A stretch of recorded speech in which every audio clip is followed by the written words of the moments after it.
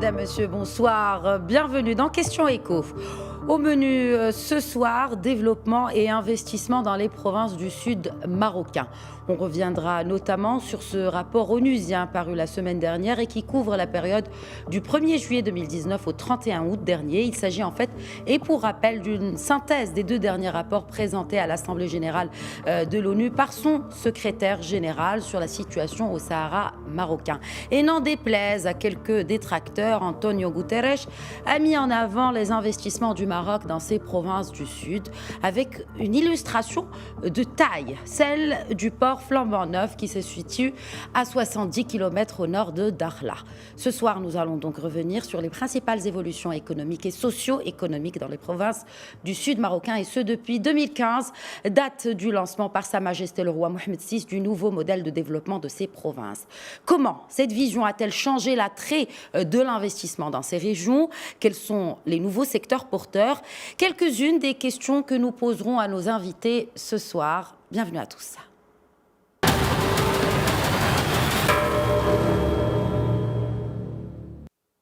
Et se joignent à nous depuis Rabat l'analyste économique Driss Aissaoui, Amin Laridi, expert international et président de la SMEX, Association marocaine des exportateurs, région Centre. Bonsoir messieurs.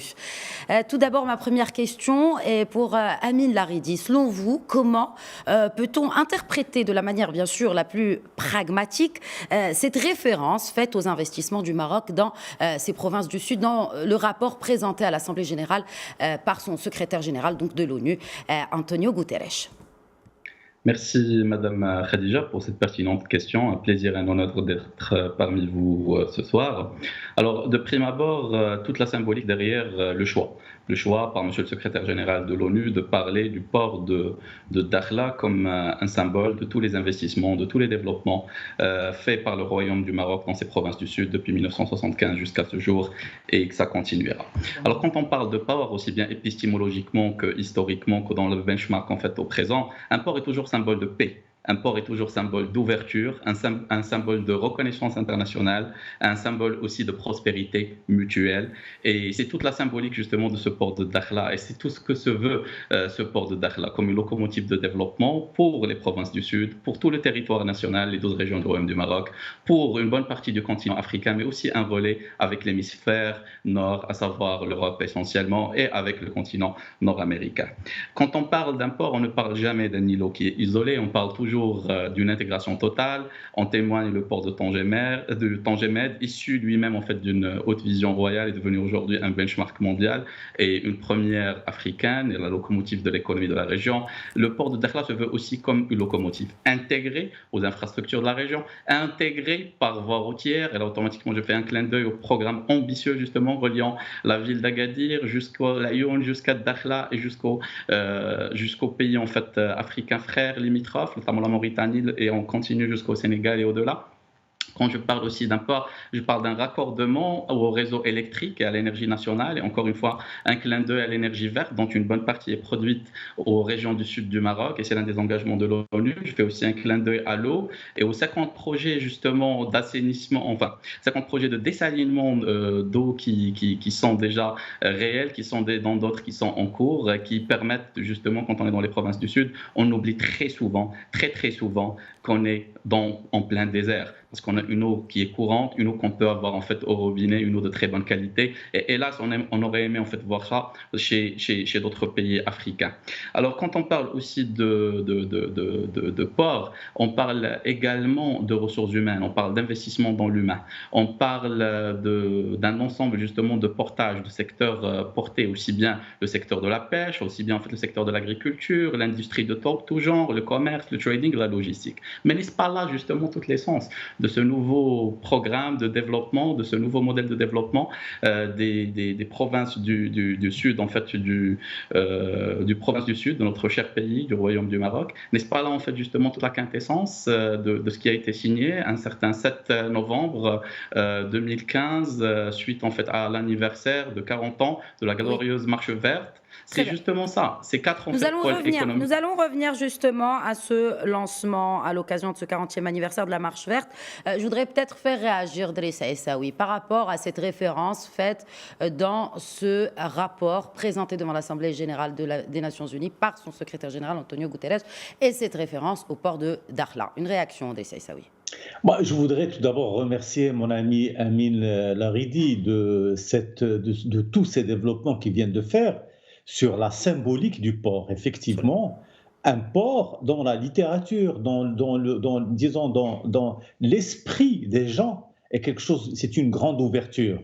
Et le fait d'avoir parlé du port de Dakhla est un très très bon signe de la part du secrétaire général des Nations Unies sur les efforts que le Maroc a déployés au niveau de ces territoires. C'est une région qui bénéficie d'un plan de développement qui a été d'ailleurs développé en 2013 par le Conseil économique et social et environnemental marocain et qui lui a accordé quelque chose comme 80 milliards de dirhams pour pouvoir investir toutes ces sommes dans les régions, que ce soit pour le port de Dakhla ou pour les autres régions, c'est-à-dire pour l'Aïoun, pour les autres villes, parce que quand on fait un port, il faut imaginer l'arrière-pays du port. Qu'est-ce qu'il y a derrière? Il y a l'agriculture, il y a l'artisanat, il y a un certain nombre, une multitude d'activités qui se développent justement grâce à cette ouverture sur le monde. Et d'ailleurs, Dakhla est une ville qui est connue par son ouverture sur les pays d'Afrique. Et on y tient, disons, une concertation sur cette terre-là, sur ce que pourrait être la coopération entre le Maroc et les pays subsahariens et les pays africains. Nous allons revenir justement à ce concept de hub régional à travers bien sûr les provinces du Sud. Je voudrais à présent revenir justement sur ce novembre 2015. C'était donc à l'occasion du 40e anniversaire de la Marche verte. Sa Majesté le roi Mohammed VI avait alors donné le coup d'envoi, ou dirais-je même d'envol, au développement des provinces du Sud marocain. En 5 ans, Amin Laridi, comment, selon vous, l'investissement a-t-il évolué dans ces régions ? Alors, permettez-moi de répondre à votre question en tant que témoin. J'ai eu le grand honneur et le grand plaisir de me retrouver en mission à l'Aïoun, au sud de mon cher pays, pendant justement la glorieuse visite de Sa Majesté de novembre 2015. Et la ville était en liesse, la ville était en joie. Et je le disais à l'époque, justement, dans une interview télé, je leur ai dit, ceux qui ont vu les images ne sont pas comme ceux qui l'ont vécu. Nous avions, au-delà de la générosité des chefs de tribu, des grands investisseurs, des représentants politiques qui est très connu, aussi bien de nos frères du sud du Maroc que de tous nos frères en fait marocains, toutes nos sœurs et tous nos frères, il y avait en fait un mouvement de foule mais incroyable que j'ai rarement vécu. Nous avions des gens qu'on ne connaissait pas et qui sortaient du Maroc el-Ham et du Maroc el-Hout, et ceux qui connaissent les régions du sud très bien savent de quoi je parle. C'est des plats qui sont déjà eux-mêmes un point de relais entre le nord du Maroc et la continuité africaine, parce qu'ils sont un mélange entre le riz et entre le tiam sénégalais, entre des plats en fait du nord du Maroc. Et ils les sortaient en rue, ils nous invitaient à dîner chez eux, ils nous invitaient à la cérémonie du thé, du fameux tiyi, et on n'entendait que le wunni wunni wunni bik, marhaba bik, vous êtes les bienvenus. C'est ce qu'on entendait de chez nos frères et de nos sœurs en fait du sud du Maroc. C'est cette bienvenue, c'est cette reconnaissance, c'est cette joie qu'ils avaient d'accueillir en fait notre souverain, Sa Majesté le roi Mohammed VI. Et c'est également en fait cette belle ambition, parce qu'ils savaient en fait que cette visite allait être Maïmouna, elle allait être en fait bénie, elle allait avoir aussi en fait son lot d'accompagnement, ce qui s'est fait, et ce que disait d'ailleurs mon cher ami Essaoui, c'est 77 milliards de dirhams qui ont été signés, qui ont été confortés par d'autres enveloppes budgétaires issues d'autres programmes, 77 milliards de dirhams, 120 000 emplois qui étaient escomptés, Absolument. Un ensemble de leviers économiques, toute une diversification, et non seulement en fait la création d'emplois, mais aussi l'encouragement de l'entrepreneuriat, et sous toutes ses formes, de la TPE, de la coopérative, et là je fais un clin d'œil aux coopératives féminines du Sud et qui ont été soutenues en fait par différents programmes, aux grandes entreprises aussi et même aux multinationales étrangères. Et j'ai la grande chance en fait de côtoyer différentes catégories de nos concitoyens en fait issus des provinces du Sud, des natifs de nos provinces du Sud, aussi bien en fait les dignitaires que des gens ordinaires comme moi, etc. Et c'est cette même reconnaissance qu'on retrouve quelque part, parce qu'il y a eu une création de valeur dans l'agriculture, qui dit l'agriculture c'est un développement territorial, et aujourd'hui on voit des tomates, on voit des produits de maraîchage, des poivrons qui montent jusqu'en France, jusqu'en Espagne à partir de Dakhla. C'est grâce aux projets en fait, qui ont été signés, aux dessalignements et aux infrastructures existantes. Ça parle de par soi-même. Qui parle aussi d'agriculture parle automatiquement de transformation agroalimentaire. Et il n'y a pas que les grandes entreprises. Il y a aussi en fait des coopératives aujourd'hui qui exportent des produits cosmétiques de très forte valeur ajoutée, bien brandés, bien protégés. Issus de quoi? Issus de l'IBIL. Et j'utilise en fait une terminologie hissani, donc automatiquement du lait de chamel. On est en train de voir de plus en plus en fait de produits de la pêche qui sont dans le monde entier avec une valorisation qui est locale, s'il vous plaît, mesdames et messieurs. Et là, on C'est-à-dire, parle en fait quand vous parlez de valorisation, est-ce qu'on parle ici de transformation des produits de la mer, n'est-ce pas? Absolument. Dans ces régions-là. Donc, à valeur ajoutée beaucoup plus importante que le vrac, ou en tout cas un produit qui va transformer. La majorité de la production est faite en fait localement. Et là, je parle de farine de poisson. Là, je parle automatiquement d'huile de poisson. Je parle de conserve de poisson sans parler des produits classiques qu'on connaît, à savoir le poisson surgelé ou le poisson dans son état normal. Et quand je parle de farine, d'huile, le Maroc est le principal producteur continental de conserve en fait également. Et ces huiles, c'est ce qui part en fait, c'est ce qui nous fait l'oméga 6, l'oméga 3. Donc on contribue à l'état sanitaire en fait du monde entier, comme un tronc pharmaceutique. Tout ce qui est en fait farine de poisson, c'est tout ce qui est complément alimentaire pour les sportifs, mais c'est aussi en fait les produits de base pour l'augmentation du rendement d'industrie avicole, etc. Donc on est en train de contribuer à la chaîne de valeur mondiale à partir de Dakhla, mais avec une création d'emplois qui est locale. Et les détenteurs de ces entreprises sont soit à 100% ou en joint venture des gens natifs en fait des provinces du Sud. Et le tissu économique qui est autour de TPE, de PME, qui offrent des services, qui offrent des compléments, sont aussi issus des régions du Sud. C'est de cette ampleur-là de développement que je suis en train de parler, chère madame. Juste un clin d'œil aussi au secteur minier qui est très fondamental parce que 17 milliards de dirhams ont été alloués après la visite de Sa Majesté de 2015 et le programme qui a été signé. 17 milliards de dirhams de valorisation locale, 17 milliards de dirhams, c'est de l'emploi local qui était déjà fait et qui a continué. C'est aussi de la valorisation locale, c'est de la transformation locale des phosphates en engrais et en produits en fait qui sont dérivés, mais c'est également aussi, en plus de ces 17 milliards, c'est la Fondation Fos Bokra qui investit dans le sud du Maroc, dans le développement, dans la création de meilleures conditions sociales et de meilleures conditions d'accès économique, sans parler du tourisme, parce que la région est un excellent relais, on en parlera peut-être tout à l'heure, et qui joue pleinement son rôle, un relais commercial entre le nord du pays et entre en fait notre continent, notre beau continent africain, mais aussi de tourisme et de relais de services. Drissa Issaoui. Bon, après, bien sûr, cet argumentaire bien détaillé d'Amine Laridi. Je voudrais m'arrêter avec vous sur cette question primordiale qui est le développement socio-économique. Socialement, comment peut-on aujourd'hui parler de ces provinces du Sud, et notamment à travers les programmes que, bien sûr, économiques et des investissements quand même conséquents qui ont été débloqués pour ces régions, mais aussi d'autres programmes. Et là, je fais référence à ceux de l'INDH, par exemple.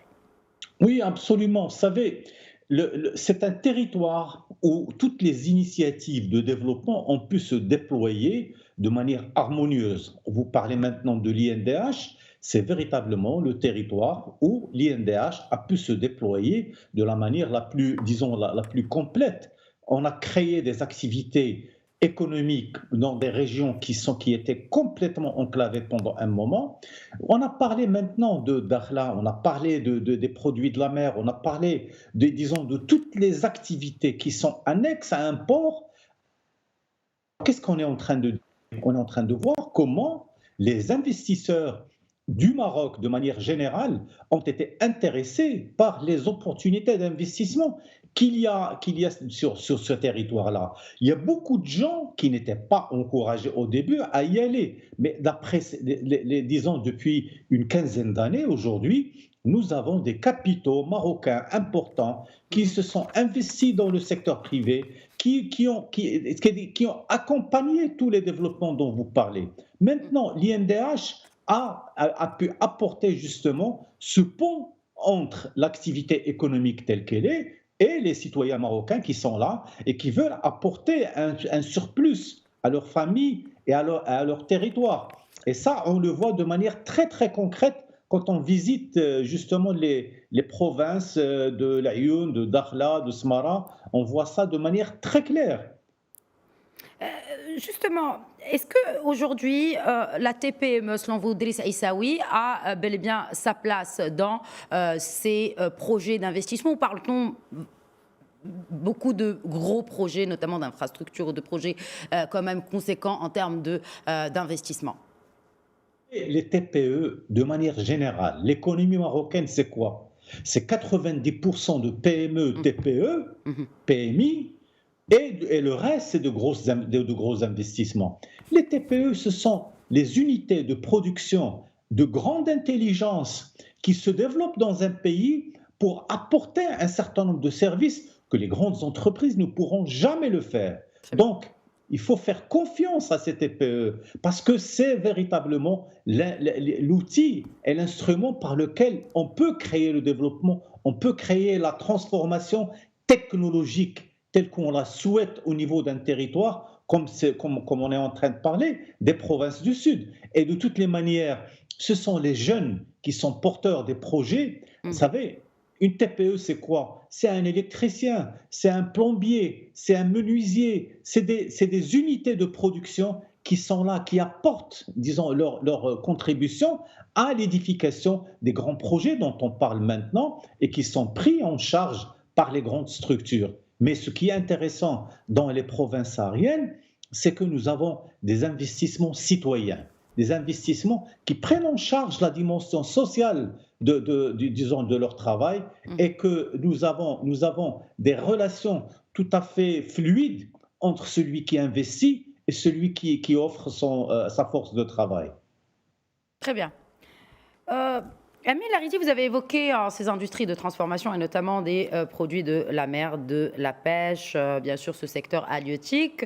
Ce qui me fait revenir à cette décision, ces lois qui ont été votées par la Chambre des conseillers en février dernier, deux projets de loi, rappelons-le, qui visent à établir la compétence juridique, n'est-ce pas, du Maroc sur l'ensemble de son domaine maritime, bien sûr, sur les 4 zones marines, à savoir les eaux territoriales, la zone adjacente, la zone économique et bien sûr le plateau continental, aussi bien en Absolument. Méditerranée que sur l'océan Atlantique, sans exception. Comment, Amine Laridi, ce nouvel arsenal juridique peut-il profiter à cette région ou à ces régions du sud du royaume? Écoutez, votre question comprend déjà un élément de réponse. C'est qui dit en fait la détermination des différents types d'eau territoriale automatiquement parle de triggers, parle en fait de catalyseurs économiques. Donc il y a déjà le volet lié essentiellement à la mer, aux ressources halieutiques, qu'elles soient poissons ou qu'elles soient algues ou autres, à leur transformation. L'élargissement de cette zone ne peut automatiquement qu'augmenter en fait l'assiette et le réservoir en fait halieutique national, profitant aux très petites coopératives. On en parlait tout de suite avec vous, avec CSAOI. Et je tiens à souligner justement tout l'appui de l'INDH à travers son troisième composant, son troisième programme qui est lié à l'inclusion en fait, économique, à la création d'activités génératrices de revenus, à tout le support qu'ils font dans tout le territoire marocain, ici avec un focus spécial sur nos provinces du Sud, donc, et qui traite justement de ce volet halieutique. On a aujourd'hui le volet algues, export d'algues, on a le volet valorisation d'algues à travers les extraits et l'industrie cosmétique. Et petite parenthèse, rien que la semaine dernière, un grand groupe national a décidé de s'installer à Laayoune pour toute son activité justement emballage, une partie industrie et tout son export vers l'Afrique. Donc on parle justement, et je souligne ce qui a été dit et je le consolide, d'un tissu économique qui est patriotique et qui a envie justement de créer de l'emploi dans nos provinces du Sud et surtout notre territoire, et même dans une logique d'export. Alors automatiquement, il y a le volet cosmétique, il y a le volet en fait issu en fait de ces algues, il y a aussi le volet pêche, et on parlait tout à l'heure justement pêche et transformation de produits de pêche, et qui dit augmentation du réservoir, dit augmentation des exports, dit augmentation de la taille de l'industrie, et donc automatiquement des emplois et aussi du tissu qui en profite, aussi bien les transporteurs, les transitaires, les financiers, les consultants, tout le tissu qui est autour, et la plupart de ces unités aussi souvent jouent un rôle de consolideur, donc automatiquement ils ne sont pas en compétition avec les très petits, mais au contraire ils sont en train de les aider à se valoriser. Donc au-delà de ça aussi, il y a un volet en fait qui est très important, c'est un volet par la suite qu'on pourrait envisager, c'est un volet justement hydrocarbures potentiellement, c'est un volet exploration en eau profonde, c'est un volet aussi en fait de commerce international qui est très fondamental parce que la région de Dakhla est en pôle position, c'est un point de gravité qui est réel entre l'Europe et entre l'Afrique de l'Ouest. Donc toute zone en fait maritime franche sur place, toute zone logistique, toute zone industrielle peut être un bénéfice qui est énorme pour les pays africains frères, pour avoir de nouveaux débouchés d'export, de nouvelles rentrées en fait en devises, de nouveaux une bouffée d'air et d'oxygène en fait économique dont tout le monde a besoin aujourd'hui, notamment dans un contexte de Covid. Donc, et idem par rapport à nos amis aussi bien européens, méditerranéens, américains, transatlantiques, asiatiques, c'est aussi un point de focus pour leur distribution, pour leur valorisation spécialisée à destination d'Afrique. Donc, il faut voir en fait cette sublimation de la souveraineté nationale qui est tout à fait légitime sur notre territoire, je dirais terrestre et aussi maritime, Oui. comme étant une continuité et comme travaillant l'intérêt en fait de toutes les parties. Puisque vous parlez de légitimité et de cette légitimité, il n'est jamais, enfin en tout cas, même si c'est d'une évidence, on peut encore le rappeler, Driss Issaoui, la valorisation des ressources halieutiques au Sahara marocain aujourd'hui est-elle conforme au droit international? Absolument. Vous savez, le Maroc a décidé depuis le début d'agir sur ce territoire comme si c'est un territoire national. Il n'y a aucune limite à l'exploitation des ressources, à leur valorisation et surtout à l'implication des acteurs économiques dans les activités qui sont développées sur ces territoires, que ce soit pour les produits du phosphate ou les produits de la mer ou les produits agricoles, parce qu'il y a beaucoup d'activités agricoles très pointues au niveau de ces territoires. Et de toutes les manières, le Maroc ne s'est jamais posé le problème, est-ce que c'est légitime ou non, parce qu'il est sur ces territoires depuis le début. Il a essayé de négocier de manière intelligente avec les partenaires qui sont là-bas. Personne n'a voulu l'entendre. Aujourd'hui, il est là et ça continue. Et heureusement que ça continue, parce que c'est des territoires qui ne peuvent pas vivre disons, de manière isolée sans qu'elles puissent être reliées à des territoires comme le territoire marocain,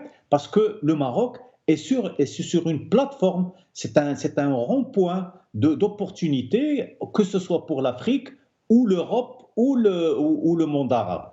Très bien. On parle de modernisation de ces provinces du Sud en termes bien sûr d'infrastructures, une vision économique avec un business plan bien huilé. Amine Laridi, l'ouverture de représentation, vous le citiez tout à l'heure, comme cette région comme un hub vers l'Afrique, n'est-ce pas, comme Tanger Med aujourd'hui a permis au Maroc d'être un hub aussi vers l'Europe. Vous êtes un grand expert en la matière et notamment en termes de logistique et de commerce international. Est-ce que, ou en tout cas, comment l'ouverture de ces représentations diplomatiques africaines peut aider, n'est-ce pas, ou en tout cas enrichir ce concept de hub régional vers le sud? Alors, excellent. Et d'ailleurs, votre question, elle est en continuité directe de la précédente. Et comme ce que je voulais justement dire en conclusion et en ouverture, c'est qu'en Europe, en fait, comme vous le savez, il vient d'y avoir le Brexit et il y avait un accord de continuité qui a été signé avec la Grande-Bretagne et validé par le Parlement de ce pays ami et allié et qui reconnaît justement dans son volet commercial la continuité des exports marocains issus de 12 provinces du royaume, donc automatiquement des provinces du sud, y compris les produits issus de la pêche et de l'agriculture. Donc on exporte déjà en toute légitimité, en tout droit international, vers l'Europe, vers la Grande-Bretagne, vers tous nos partenaires économiques. Donc ça, c'est déjà de fait. Pour répondre à votre question, il suffit de voir quels pays ont déjà ouvert et combien ont été ouverts en fait de consulats. Et j'ai eu l'honneur encore une fois d'être présent lors de l'ouverture du premier consulat à Lyon.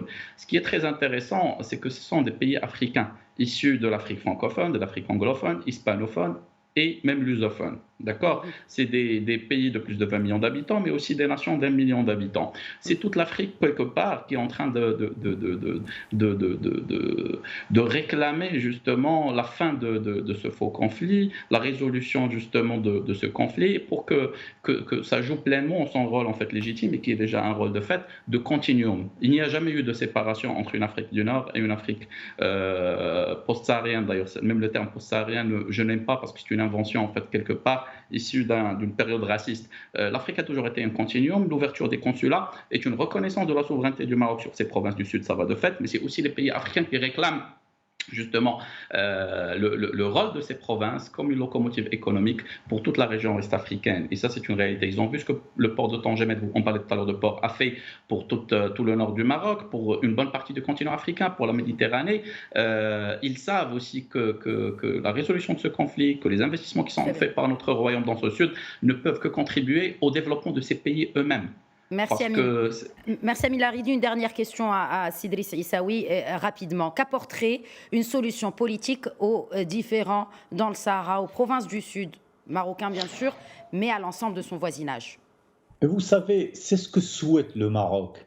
Et le Maroc, par la voix de sa plus haute autorité, a proposé, il a tendu la main à l'Algérie qui n'a jamais voulu entendre parler de cela pour aller vers des négociations, vers une voie où l'on pourrait trouver une solution politique mutuellement avantageuse. Le Maroc ne pourrait qu'être heureux.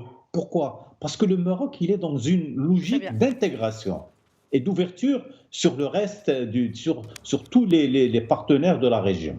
Merci beaucoup, Driss Issaoui, analyste économique, et Amine Laridi, expert international, président de la SMEX Centre, d'avoir répondu à nos questions, d'avoir enrichi cette discussion autour du développement économique et des investissements dans les provinces du sud marocain. Merci à tous de nous avoir suivis. Très bonne suite des programmes sur notre antenne.